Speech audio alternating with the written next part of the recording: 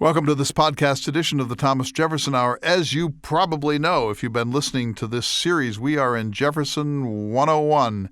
We're recapitulating the life, the achievement, and the outlook of Thomas Jefferson to reintroduce him to those who know him well and to introduce him to new listeners to the Jefferson Hour. You keep coming up with better titles. I think after we started this, you said it was how Jefferson became Jefferson, and how this week it became Jefferson the Builder, and next week Jefferson the Radical. Right, so we're moving our way, but we're calling them 101, 102 so that we can identify them later I can on. keep track of them. Because I think people are going to want to listen to this series a couple of times. Hope so.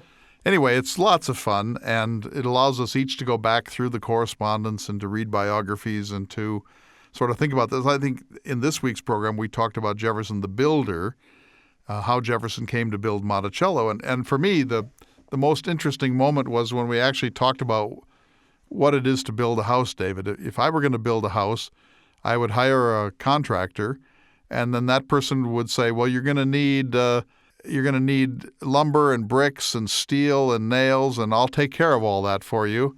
And then they go do that for you.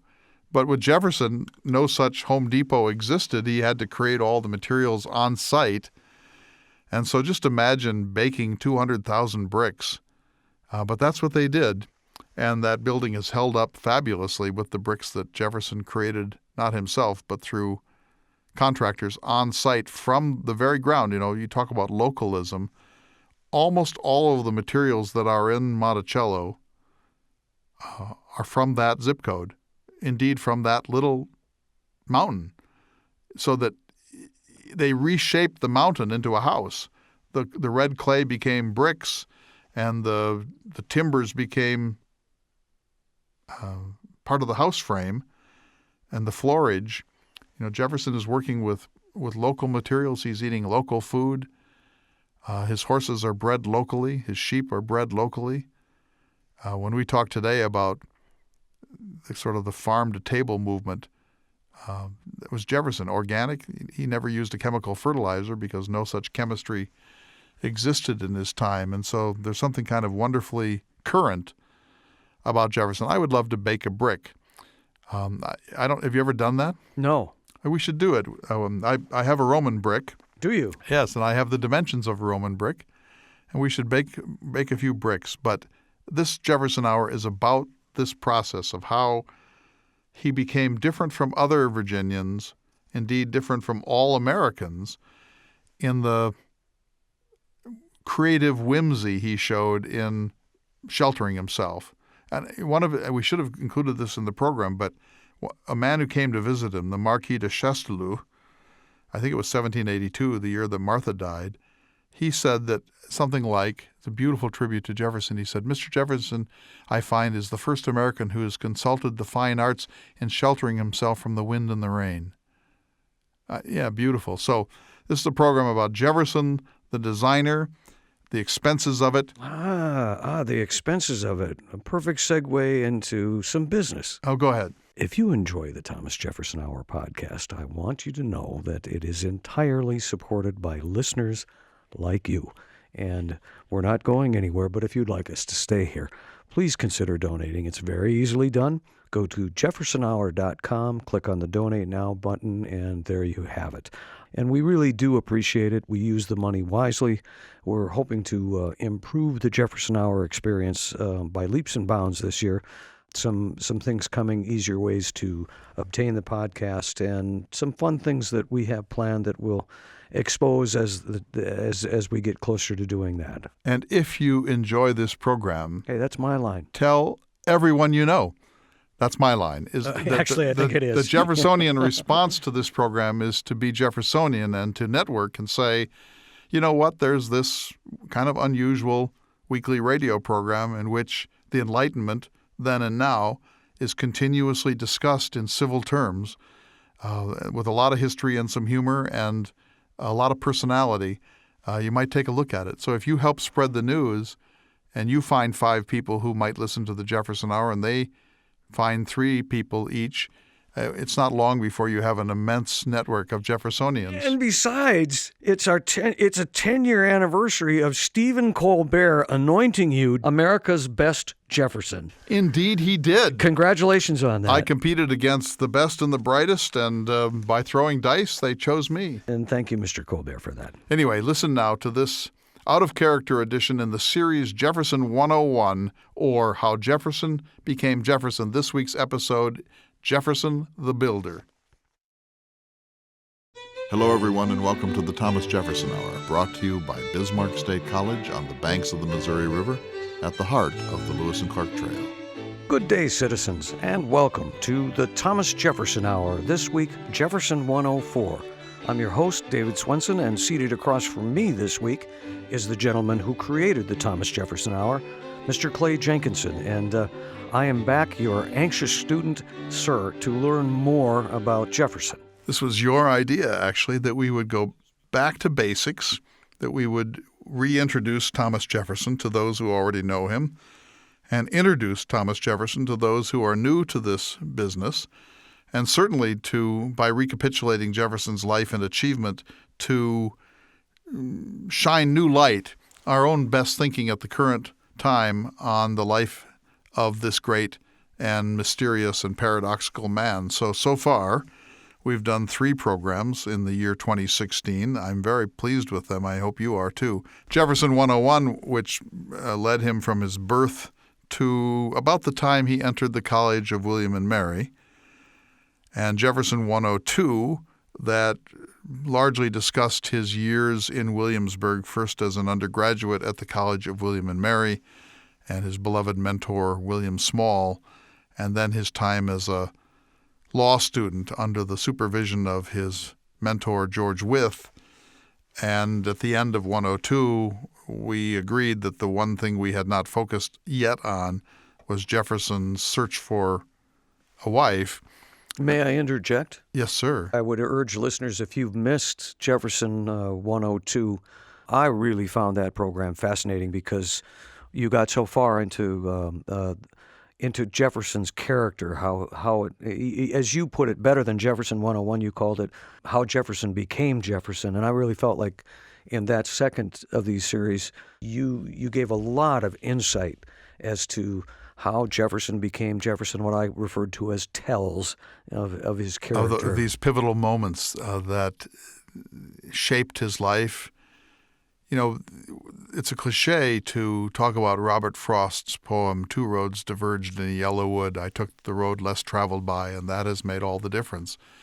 But it really is the case that in life you reach these places where you either join the chess club or you don't, or you decide to join the radio club at school or you don't, or you decide to go drinking with all of your friends on a Saturday night, and that becomes your habit, or you choose to do something else instead. I mean, it's amazing how random life is in many respects. You know, we wander through, several paths appear before us.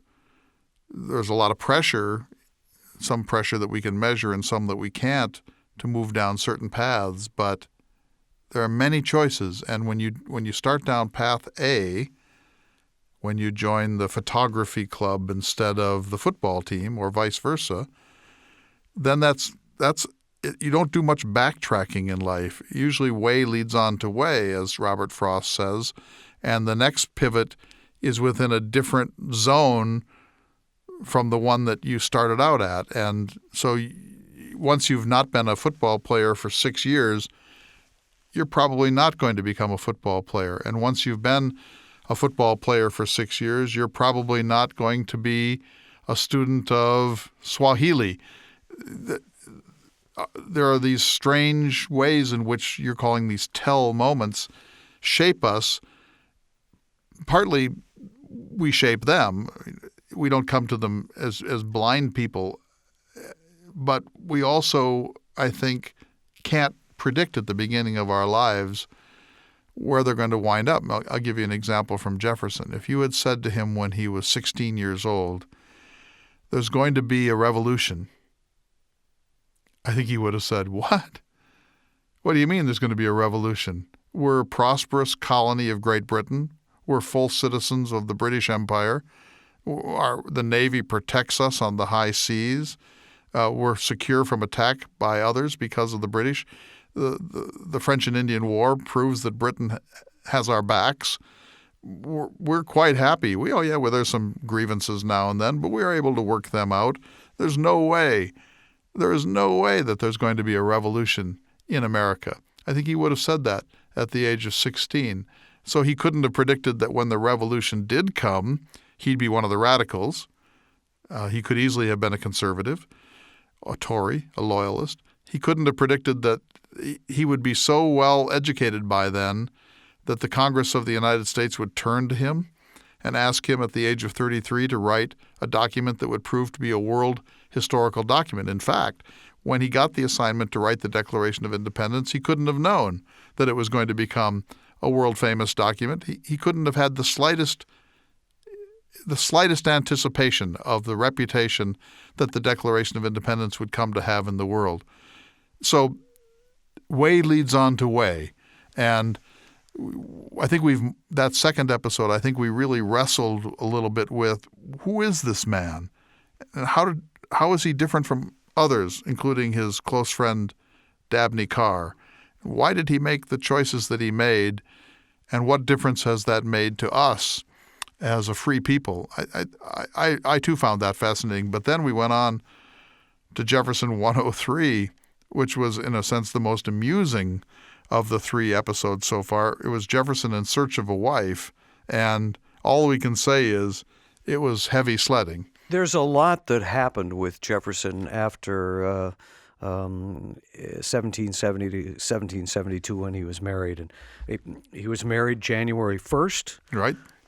He had his first child in September of that She year. was born, I think, 9 months and 26 days after his wedding. So they were actively engaged in life. Now, we have promised to go on to Jefferson building Monticello and his love of architecture, but there's a lot that we're skipping over that we need to come back to. The Stamp Act, the Intolerable Acts. Well, I think that 105 is going to have to be the run-up to the Revolution. And his time in the House of Burgess. I think we're going to call 105 the radicalization of Thomas Jefferson. So I'm going to actually note that. But meanwhile, he is at Monticello. He's married. He has become much, much wealthier in spite of the fact that he's still in debt because of his marriage. His marriage brought 135 slaves, a gigantic number of slaves, extensive number of acreages, but he didn't know at the time that with all of that immense fortune that Martha brought, not all of it immediately, some of it not till the death of her father, but that immense fortune was heavily burdened by debt. And when Jefferson suddenly took a look around at the world he had inherited through marriage, he realized what a mess it was. And to a certain extent, David, he never got out from under it. He never was able to really clear things. And from a certain type of point of view, it might have been better if Jefferson had married a much less wealthy woman that came with no debt.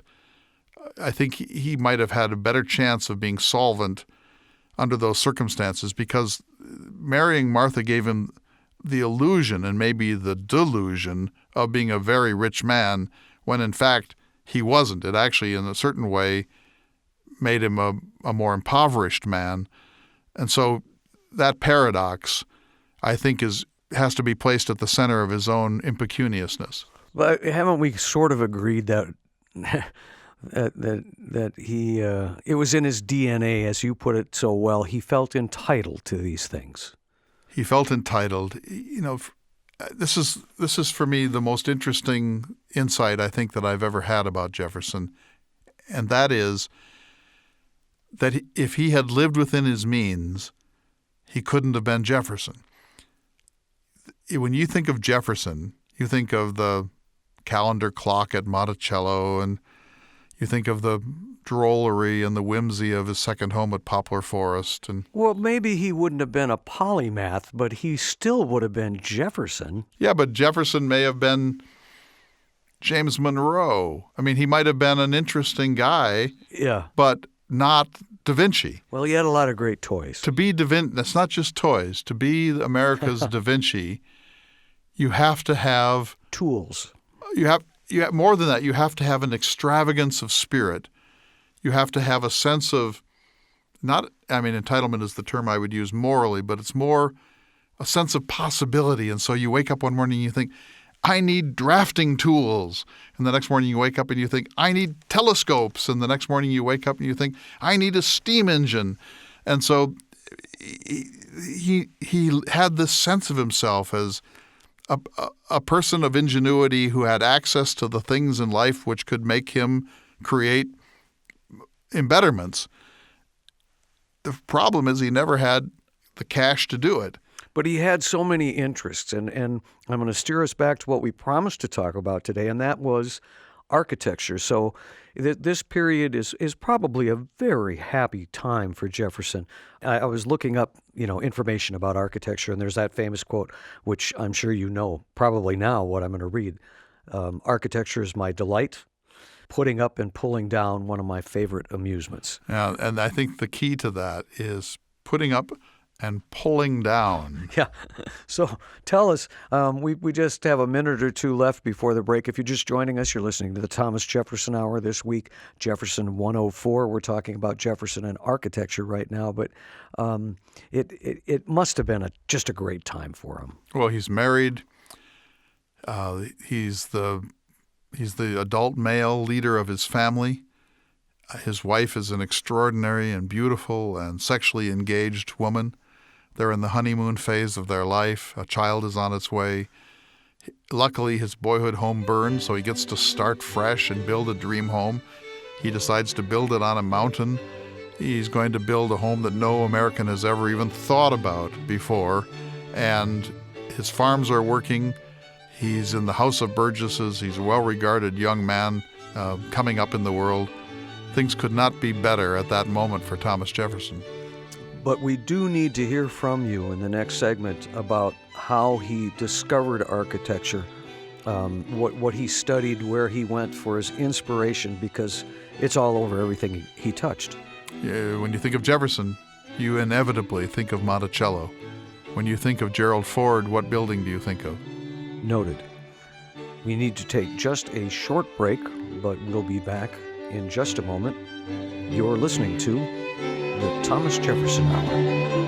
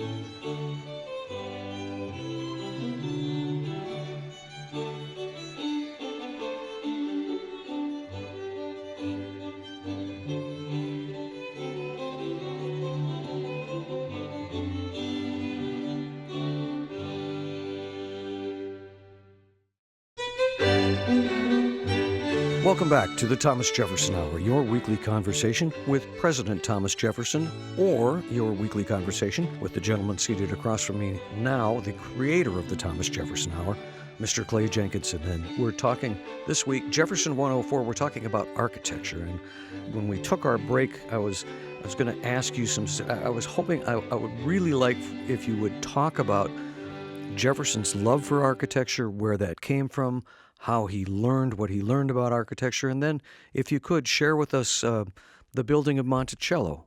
Fair? Indeed. Well, Jefferson grew up in Virginia in the 1750s. So the architecture we associate with that is the kind you see in colonial Williamsburg and to a certain degree in the heart of Philadelphia. Brick structures, large Georgian windows. The word Georgian comes from the King George I, King George II, King George III of England.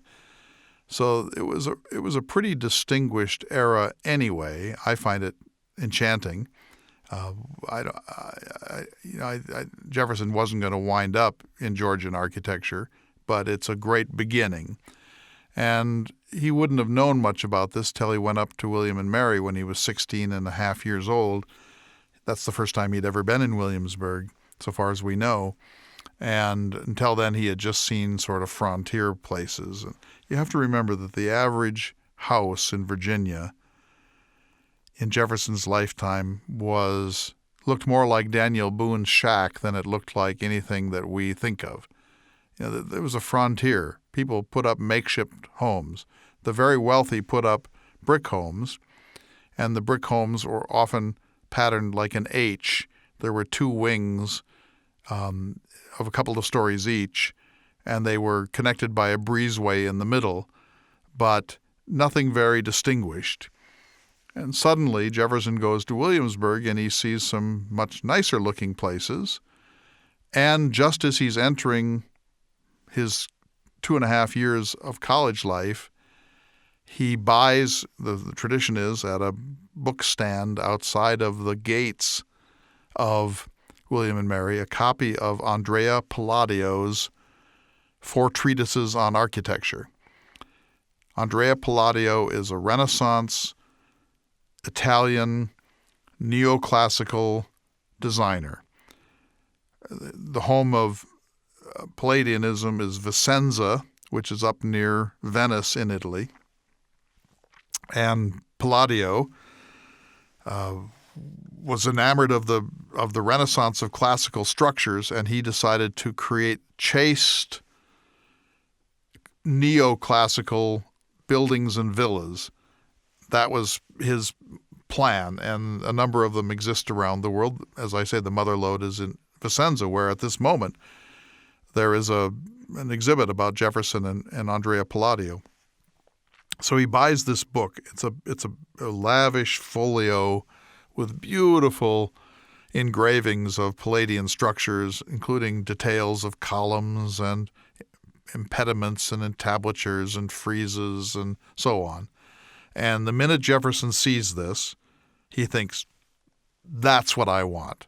I want to create neoclassical structures in my life personally and in the public life of my country, Virginia. And really the rest of his life is an attempt to find the money, the skill sets, and the contractors to make possible to build Palladian structures in the mountain country of Virginia. And Monticello is a kind of a quasi-Palladian structure that he built over a very long period of time. The first mentions of Monticello are in 1767. His home at Shadwell doesn't burn until 1770. He starts the mountain leveling of the mountain we call Monticello before the Shadwell fire, so he's already planning to move out of his mother's home and create his own mountaintop home. And with the aid of Palladio's great book, he knows exactly how he wants to do it. But if I'm reading my years correctly, you're saying that as early as his mid-20s, he was planning and designing Monticello. Yes. Planning and dreaming, perhaps more than designing, but yes, already thinking it's going to be this way. Do you know off the top of your head when the earliest drawings he made of this would have come from? I think I don't know the year, but they would have been roughly 1768. Mm-hmm. But here's the thing about this, David. I mean, that's astounding. He's a 24-year-old in he's designing. Well, he's stuff. not just a 24-year-old. He's an upper middle class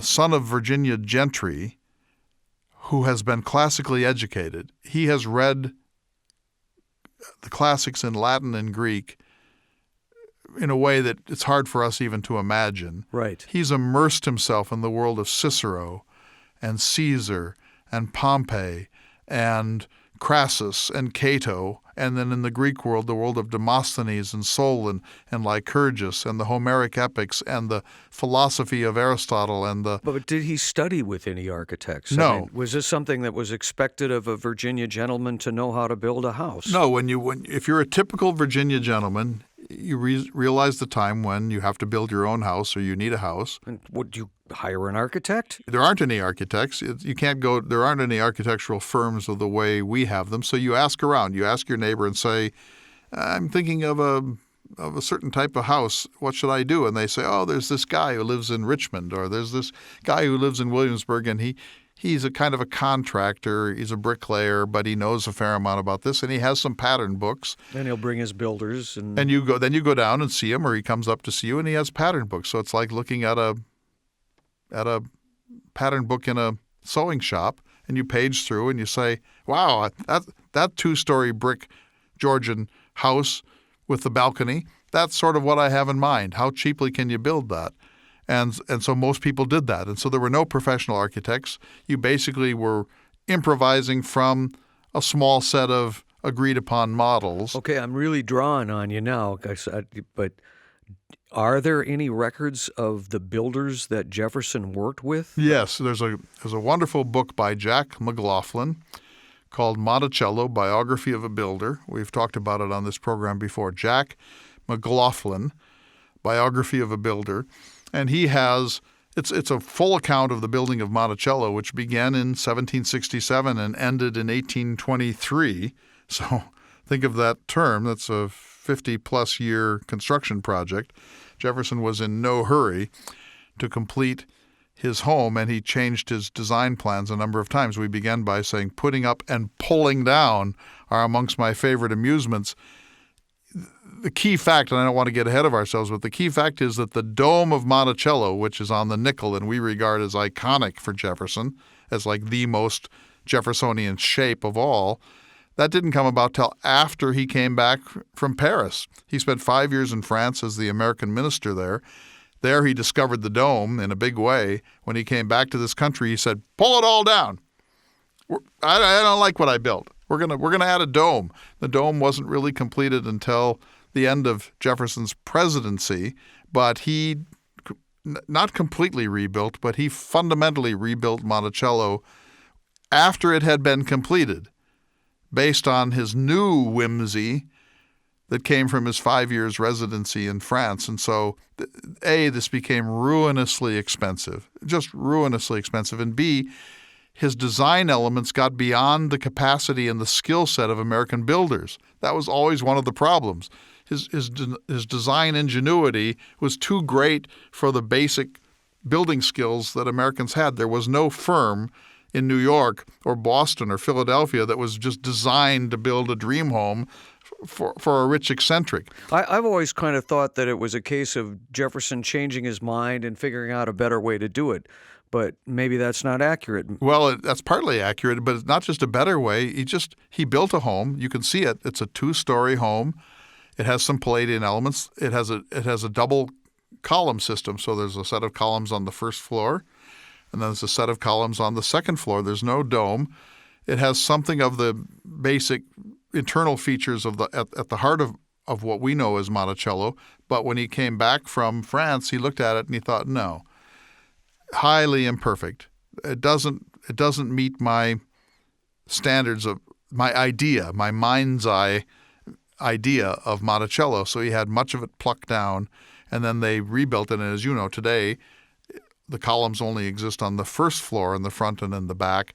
And then there's this unbelievably beautiful dome which Jefferson had built. So he's changing his mind not just on the basis of utility. In fact, the second home that he built from a utilitarian point of view was less useful than the first one. I was going to ask about that. The rooms upstairs at today's Monticello on the third floor, there are actually 3 floors pretending to be 2. the rooms on the third floor are virtually uninhabitable. The windows are down on the ground because he's trying to preserve the idea of a two-story building or even a one-story facade. And so there are these little rabbit warrens of rooms with these weird little windows at the bottom. The dome room never had a purpose. He was always... It just looked cool. He just looked cool. And so it wasn't that he thought, I have a growing family, I need more office space. It was more, I have an idea. It's one I saw in Paris. So it wasn't a case of making things work better. It was a case of making things look cooler. But he said, architecture is my delight, and putting up and pulling down among my favorite amusements. This is for Jefferson a world of joy. Were he still alive today, do you think Monticello would be finished? Yes, but he'd probably now have solar panels everywhere, and he'd have a geothermal system dug deep into the earth, and he would have, you name it, if it can be done. If it could be a greenhouse, it would be as green as any house in the world could possibly be. I don't want to belabor this point, but I am so fascinated by, the, no pun intended, the nuts and bolts of how it worked. Thinking of the class of Virginians that had the wherewithal to build these types of homes, and you're saying they would ask their neighbors and find a bricklayer or a builder and with a pattern book. And then we have this 24-year-old, 25-year-old Virginian that's drawing his own plans. Yeah, let me make it worse. So Okay. let's say that you, David Swenson, I'm glad I asked. let's say you pick out a house like Monticello Okay. to build in North Dakota. Yes. And you buy the property, and there you have your 30 acres or whatever, and now you're going to build a 3-story brick mansion. What's the thing you do? Pick your spot and put a good foundation down. And where does all the material come from? Well, close by, you would hope. And who gives it to you? Where are you going? Just follow me here. Where do you get the materials? Well, in my age, I would go to a lumber yard or a building supply company. Right. And if you want bricks, where do you go? Go to Hebron. Right. There's a Hebron brick company in Yeah. North Dakota. But in other words, the materials all come in on flatbeds, right? Okay. That's not true for Jefferson. All the materials come out of the mountain. So imagine if you're going to build a dream home, and the first thing you do is set up an immense brick manufacturing site. I have this note in my timeline of Jefferson. In the fall of 1772, he made a contract for 100,000 new bricks. So What do you mean he made a contract? So he hired a guy to come do it. Oh, but they did it there. Yeah, George Dudley came and he looked around. He said, that clay looks pretty good. So then the slaves gather around and they strip the sod off the ground and they dig in the clay and they start to mix the clay with water and other cementing materials, and they pour it into these brick molds and it dries a little bit, and then they stack it up in a certain way so that air can get in and out of it, and they create this kind of, it looks like a building, this building with lots of air coming in, lots of open light, and they build it so that when you start gigantic fires in the center of this hollow square, it will bake the bricks to the right consistency. It's an art form. You can't just do this. Wow.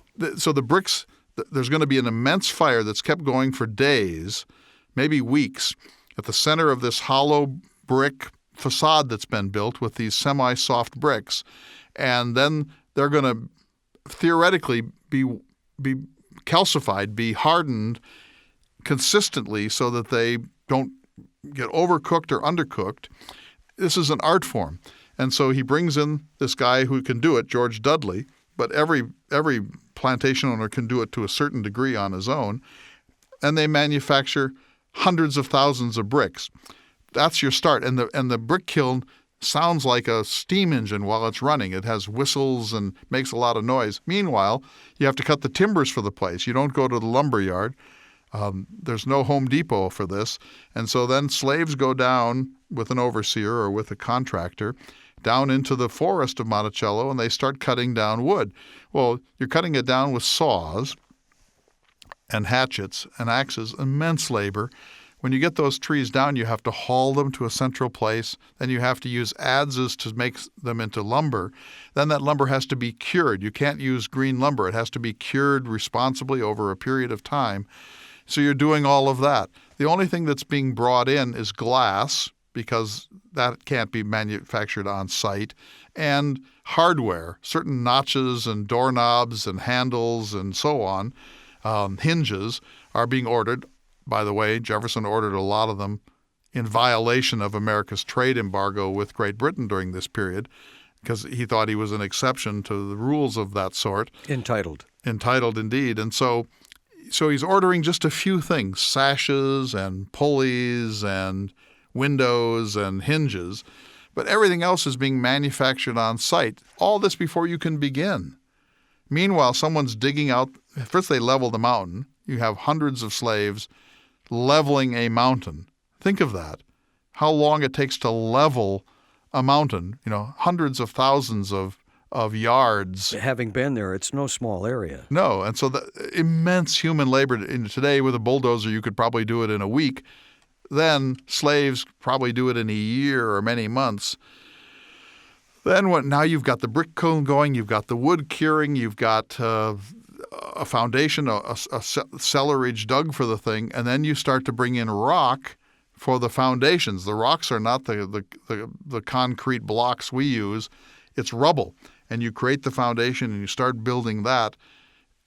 Jefferson's supervising some of this. A lot of it's been being done by special contractors. Do we have letters from Jefferson about this? Yes, of course. And Jefferson, meanwhile, is saying, I want this wall to be 37 feet, 3.4765 inches. He's running decimals out to 5 notches. Think of that. For bricks that are being baked on site, he has some sort of a rationalist dream home in his mind, and then he has slave labor cutting the lumber and baking the bricks. It's sort of basic masonry and basic building techniques coupled with this Leonardo da Vinci with these grandiose and highly precise measurement systems. Imagine having to answer to Jefferson. The contractor usually gets the blame in all these stories that we have about building projects, but imagine building a building for Jefferson and Jefferson coming down to inspect and saying, oh, I wanted that to be 1 inch wider there. And Jefferson has that perfectionist tendency, and then you get the wall 3/4 of the way up and he comes down and says, no, you know what? I will pull that wall down. I want to do something else there. And to afford it, to build Monticello today would cost $20 million. Well, some guy did just recently. Yeah? Yeah, there's a news story about a guy who recreated Monticello brick by brick. And what did it cost him? A lot. I can't remember. We got to contact him. We have to interview this man. Yeah, we should. It was a very interesting story anyway. So my point is, other people said, hey, should we build a house? And a year later or even 6 weeks later, it was up. Jefferson says, shall we build a dream house? And it takes 50 years. With that, sir, we need to take a short break. We'll be back in just a moment.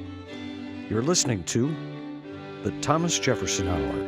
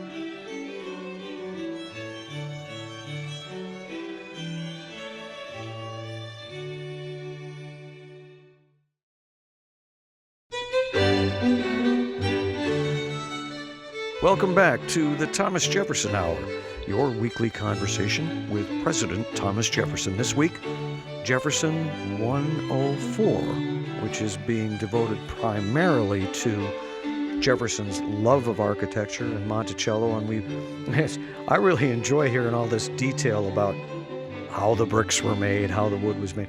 But Monticello was not the only great work of architecture that he accomplished. As Secretary of State, he was responsible for the design of Washington, D.C., federal city at that time, right? To a certain degree. So he helped George Washington select the site of the District of Columbia, and then he helped to lay out the grid of the District of Columbia, and he even tried to design the White House. There was a competition in which architects would send forward their design, and then a committee would decide which one was the right one. And so Jefferson, naturally, as America's most gifted architect, although amateur, decided that he was going to submit a design. And there's an illustration of it. We should post it on our website. It looks like a slightly taller version of Monticello. It's an odd little structure, but Jefferson designed it. It would have had a dome. It would have been made out of red brick, etc. But because he was Jefferson, he didn't want to win the competition based upon his own fame. You know, he's, after all, the author of the Declaration of Independence and the Virginia Statute for Religious Liberty, and a former governor, and he's been the ambassador to France, and now he's the Secretary of State. So Jefferson doesn't want to win the competition merely because he's Thomas Jefferson. He wants to win on merit, as usual. So he submits it anonymously, and it didn't win. Did he write about that? Oh, yeah, he's very disappointed. Really? Because, he first of all, he did not like James Hoban's White House very much. Mm-hmm. We love it, of course, because it's iconic, but pretty undistinguished sort of building. And he wanted Washington to be brick. He wanted it to be a modest, small R Republican national capital, not some grand Versailles. And so he wanted a modesty of scale, and he saw a red brick capital rather than a marble one. And this is, of course, typical Jefferson. It's also typical that he would submit his design anonymously. It's of course, typical and important that it had a dome and that it was brick and so on. But he lost that one. But he helped to lay out the city. Charles Pierre L'Enfant, who turned out to be high-handed and tyrannical and was plucking down buildings that got in his way, and he was behaving like the chief architect for Louis XIV rather than an advisor to a new democratic republic, and so Washington had to fire him.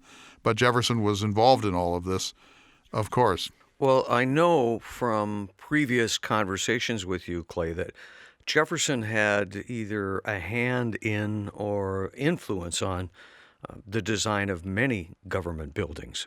Well, back in Virginia, his greatest work, two great works in Virginia. One in Richmond, the Capitol at Richmond is designed by Jefferson after a building in France at Nîmes, and it's called the Maison Carrée or the Maison Quarrée. I've been there.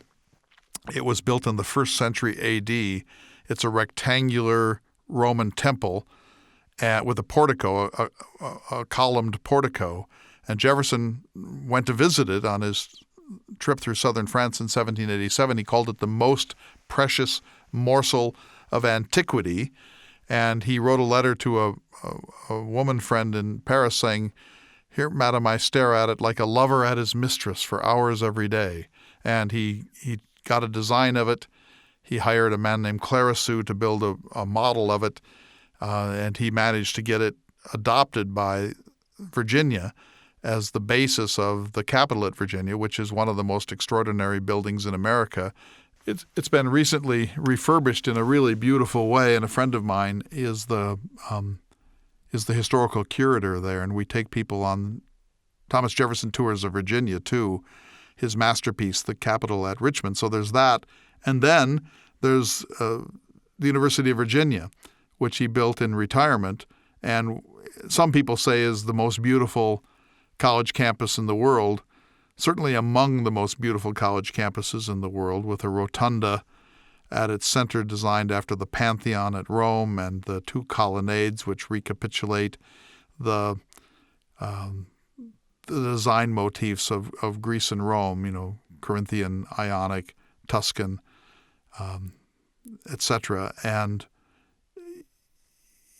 Jefferson just had a genius for this sort of thing. But again, I say this, there was never enough money. I suppose every architect would say that. And there was never enough skill set in America to quite pull off those things that he had in mind. But nevertheless, working on very short funds and with somewhat reluctant supervisory panels, Jefferson was able to put his architectural mark on this country in really an astounding way. Almost every college campus built after the University of Virginia, in some regards, imitates the layout and the mall on the campus of Jefferson's Academical Village. And in public architecture, in our monumental buildings, say state capitals and so on, all but 4 states have neoclassical capitals. We in North Dakota happen to be one that doesn't. We have a 18-story tower. But 46 states have neoclassical capitals, like the one that Jefferson designed for Richmond. So his influence on this country has been absolutely immense. When I was reading about Jefferson and architecture, trying to find things that I did not know, it says he wrote the plan for the Virginia State Capitol. He wrote was a favorable opportunity for introducing into the state an example of architecture in the classical style of antiquity, which is pretty much what you just said. Were there any other influences on him? Well, Palladio, so there's classical. Going back at Nîmes, he's in the 1st century A.D. With the rotunda at the University of Virginia, he's in the 1st century A.D. I just was spending a lot of time before Christmas. Every day when I was in Rome, I would go to the Pantheon and sort of bow to our man Thomas Jefferson. He never saw it, but he should have. And he certainly saw great illustrations of it. But he calls it the classical style of antiquity. What does he mean? He means the ancient world. So he means Greece and Rome. He never got to Greece, and the great Greek revival hadn't quite happened yet. If Jefferson had lived a little later, I think Greek architecture would have mattered to him more than Roman. But he was locked in a love of that style of architecture only. Yes, but that's number one. Number two is neoclassical. So there's classical, ancient world, and then there's neoclassical, which is Palladio. And he saw a little Palladianism in England during his time there in 1786 with John Adams. He never went to Vicenza. What a pity to see the mothership of Andrea Palladio's work. I'm planning to go there this spring when I go back to Rome, but he never saw it. But he saw these exquisite folio pattern books with beautiful woodcuts and illustrations, and so he got the sense of it. So it's classical and then neoclassical, and I only differentiate them because neoclassical was modern looking back, and it incorporated certain modern elements that the ancients had not used, and so they're somewhat different in their aesthetics. But those were the two influences on Jefferson, and he had the dreaminess and vision to sort of insist upon them. He insisted upon the Maison Quarrée for the Capitol at Richmond, even though they had to pull down some of the preliminary work that had been done on the state capitol there. He insisted upon it for himself at Monticello and Poplar Forest, even though he really didn't have money to pay for such things and couldn't find contractors to work them out for him very well. He insisted upon it for the University of Virginia, even though the state legislature, the Virginia Assembly, was very reluctant to fund these whimsies and really starved the project in every way that they could. But Jefferson found a way. And so this is really maybe his most stubborn work in his life. He didn't defend his draft of the Declaration of Independence. When the debate came, he folded his hands and let Congress do what it did. He whined about it and complained bitterly about it, but he let them do what they did.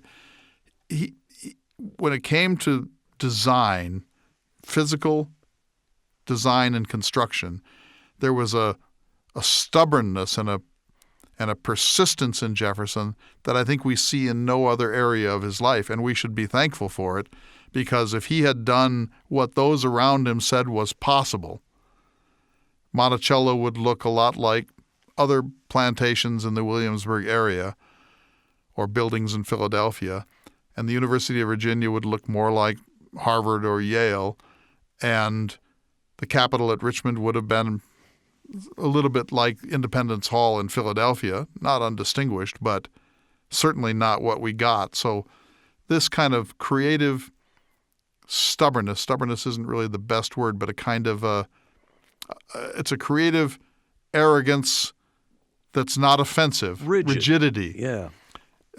This insistence. And he said, I thought the letter you were going to quote was another one. Maybe it's the same letter where he says, at a time like this, we've got to get it right because this is public architecture. It will shape public opinion. It'll shape the world's opinion of our experiment in self-government here. You can't just throw up a building when you're doing something like this. You have to build something that represents the best energies of your culture. You have to build something that represents your values and the aesthetics and the dream you have of your own civilization. And so it's worth spending a little more and taking a few architectural chances because you're, in a sense, you're displaying who you are when you build a building like this. I love that letter. You know, if you think of the kind of buildings we throw up today, a new post office somewhere, or the buildings that were built between 1960 and 2000 as public buildings in the United States, they're just utilitarian buildings. Jefferson would say that tells you who you were during that period. Well, and it's not just architecture. It's his eye for design that with everything from clocks to candlesticks to the moldboard plow. I say this from time to time. You know, one definition of genius is an infinite capacity for taking pains. How did Jefferson find the energy to bring as much commitment to detail in almost everything that he ever did, whether it's planning his next year's garden? You know, you and I are laggards. I was thinking last night, hey, speak for yourself. We should plan our next year's garden and know exactly where each crop is going. I'm working on it. But he would have it down. And he planned his trips. He planned his libraries. He planned his buildings. He planned his legislative action. He made seating charts for his dinners at the White House and at Monticello. He gave this infinite capacity for taking pains to virtually everything he ever did. It's amazing. It's not just that he was a rich man with lots of leisure and 200 slaves to make all this happen. A lot of rich people can't do this. There was some kind of a wacky, fastidious, OCD genius about Jefferson.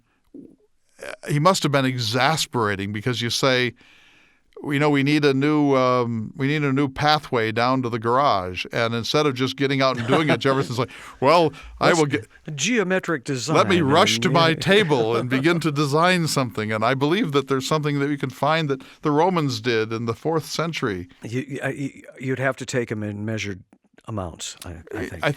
That kind of genius is really fun to think about and not so much fun to be around. Well, we could spend the whole year doing this. I'm thinking of all. We haven't even begun to consider as you brought up, gardening. Well, the next one is number 5, Jefferson 105, and it's called the Radicalization of Thomas Jefferson. So we're going to back up a little bit, and we're going to go from his education with William Small through the series of events that brought him to become the author of the Declaration of Independence. So we're going to try to chart. Yeah, and that's I was looking through that series of events, the timeline, and the Stamp Act, which he didn't even really know about, I don't think. He was just a kid. He watched Patrick Henry talk about the Stamp Act when in the Capitol at Williamsburg. But it had an effect on what was to come. Oh, this was the first. So the Stamp Act in 1765, when Jefferson was still a student, is the first time that this really all burbled up in a big way. And he heard Patrick Henry give a famous speech in the Capitol at Williamsburg, and that he sort of fell in love with Patrick Henry's gifts at that moment. But he was just a young man. And so then you go from the Stamp Act to the Boston Tea Party and the Townsend Acts and the Intolerable Acts and the closing of the Port of Boston and so on. And then we're coming up to his first published writing, which was a summary view. Isn't that right? Right. 1774, he writes a kind of manifesto, let's call it, about North American colonial rights.